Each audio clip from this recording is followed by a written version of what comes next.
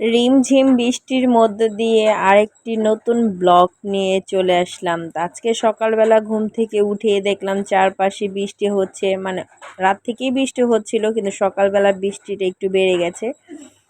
তো আমাদের এখানে প্রায় প্রতিদিনই বৃষ্টি হচ্ছে। কোন কোন জেলায় কোথায় কোথায় বৃষ্টি হচ্ছে সেটা আমাকে কমেন্ট করে সবাই জানাবেন।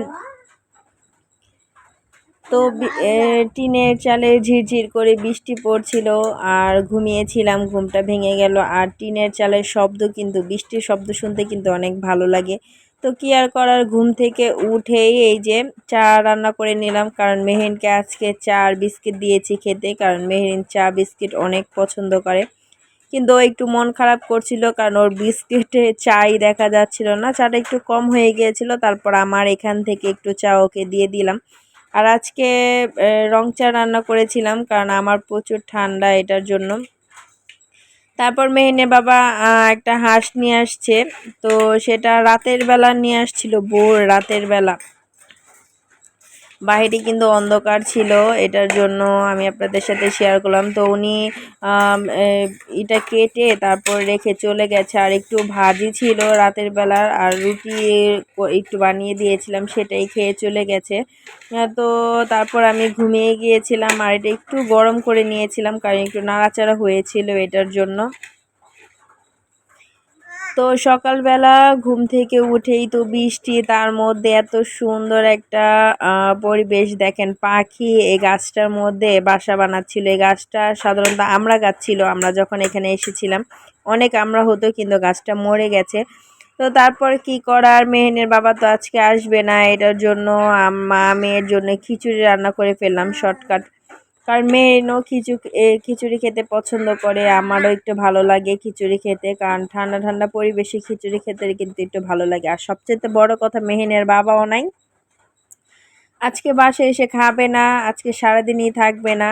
তো এটার জন্য কি হয়েছে, আমি শর্টকাট এটাই রান্না করেছি, রাতের বেলা আবার রান্না করব।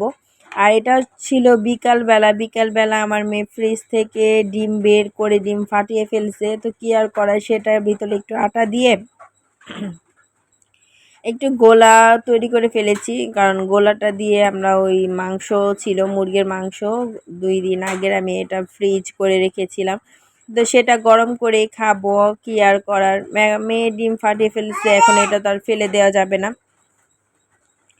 তো আমি যখন ভয়েস দিই, আমার ছোট্ট মেয়েটার একটু নয়েজ শোনা যায়, সেটা আপনারা স্কিপ করে যাবেন, কারণ আমি যতই ওকে সরিয়ে টরিয়ে তারপর ভয়েস দিতে চাই না কেন, আমার মেয়ে চলেই আসে। কারণ সারাদিন আমার মেয়ে থাকে আমার কাছে, এটার জন্য না ও আমার পিছু পিছুই থাকে আর কি। তো এটার জন্য আমি ওকে সরিয়ে রাখলেও সরিয়ে রাখা হয় না, ও চলে আসে আর একটু নয়েজ করতে থাকে। তো আপনারা সেটা স্কিপ করে যাবেন। তো তারপরে এই যে রুটিটা বানিয়ে মা মেয়ে এসে পড়েছি খাওয়ার জন্য। তো আমার মেয়েটা তো ছোট, এখনও ওরকম করে বসতে পারে না, একটু কথা বলতে পারে না।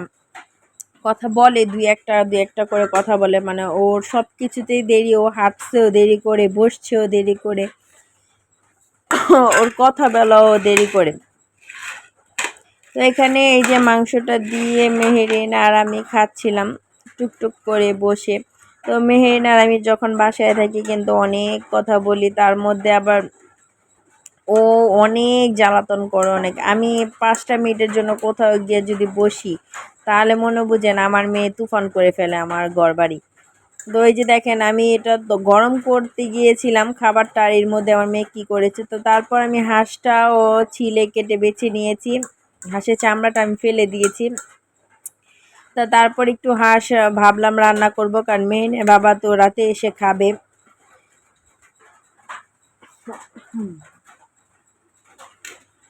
তো রাতে এসে খাবে, এটার জন্য অল্প একটু হাঁস রান্না করে দিলাম। আর মেহেরিনও দেখেছে যেহেতু খাবে, ওর জন্য একটু রান্না করতে হবে। তো তারপরে এই যে আমার হাঁসের মাংসটা রান্না কমপ্লিট। তো আজকে অনেক কথা বলেছি, যদি আপনাদের ভিডিওটা ভালো লেগে থাকে অবশ্যই আমার চ্যানেলটি সাবস্ক্রাইব করে যাবেন, লাইক করবেন, কমেন্টস করবেন এবং শেয়ার করবেন। এবং হ্যাঁ, আপনাদের অসংখ্য ধন্যবাদ আমার ভিডিওটি ধৈর্য সহকারে দেখার জন্য। তো তারপর আমরা মা আমি একটু ভিডিও তৈরি করেছি, সেটাই আপনাদের সাথে শেয়ার করি। তো অসংখ্য ধন্যবাদ সবাইকে, আল্লাহ হাফেজ।